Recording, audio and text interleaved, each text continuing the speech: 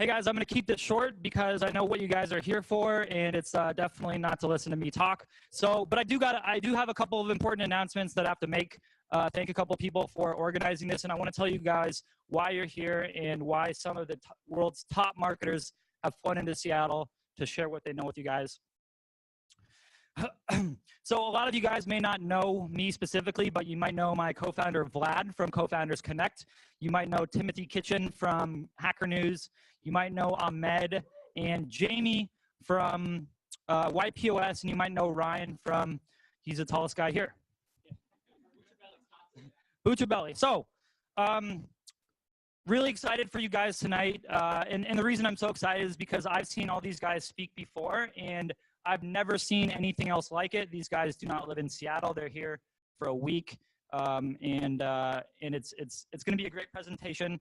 So before we jump into thanking the sponsors and et cetera, I want to tell you a little bit about why you guys fought Mercer Traffic and fought each other for parking today. By the way, anyone who's parked in QFC, you may receive a ticket, so heads up. But it's worth it. It's worth it. This event was free. Your ticket's going to be $50, and consider your entry price. So to give you guys a little bit of context, I'm a Seattle native. I'm born and raised here, and I've been involved with the startup ecosystem for about 10 years. I founded 2 SaaS companies and worked at another that grew really big, really quick. And the reason I'm telling you guys this is because there's something missing from the Seattle startup scene that I think we need. If you guys look at who's typically founding companies, it's an engineer. They probably work at Microsoft or Amazon, or they recently left, and it's a business guy, probably UW dropout.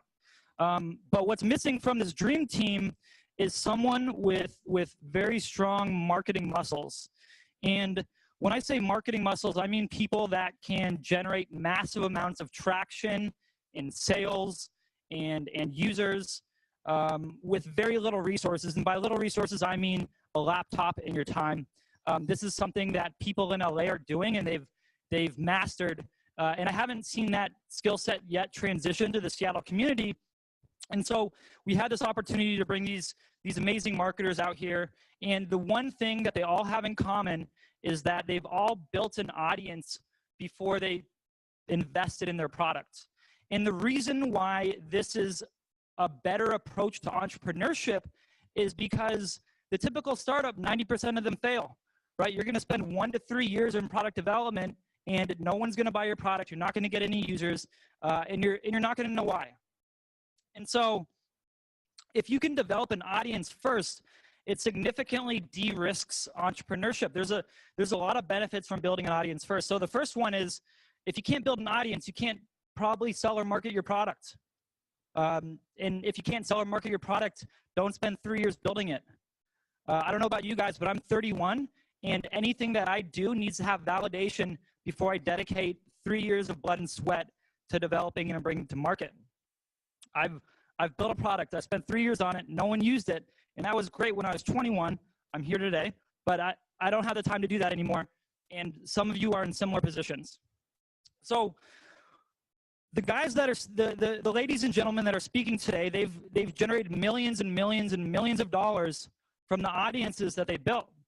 And along the way of building the audience, they're able to test that product. They're able to see if it resonates, because at the end of the day, you don't want to sell a product that you love. You want to sell a product that customers love. And so if you can develop an audience that looks up to you, that considers you an authority, they're going to be more than happy to test your product and give you feedback on what resonates, what doesn't, what they can take to their boss, what they can't.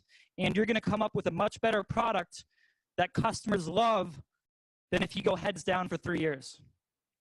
Now, the second, and honestly the coolest part about building an audience, is when you're ready to launch that product, you're going to sell a lot and you're going to sell really quickly.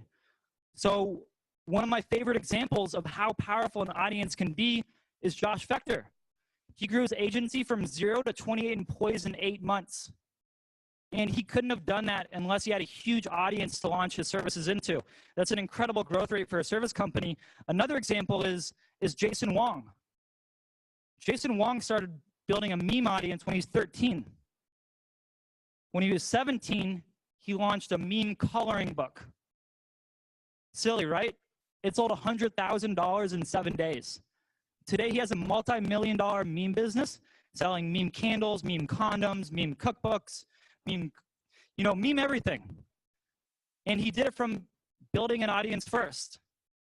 And I think that this skill set is missing from the Seattle startup community, and you guys are going to get a little taste of it today. There's a couple follow-up resources that you guys should check out. You don't need to do it now. By the way, anyone who's taking notes, don't do that. We're going to be live streaming this. The video, we'll email you the video presentation, the slide decks. Pay attention to what people are saying. You're not going to be able to write fast enough because it's going to be very densely packed with information. I think we're ready to get started. Oh, we got to thank the sponsors. So first, I'd like to thank everybody here for attending.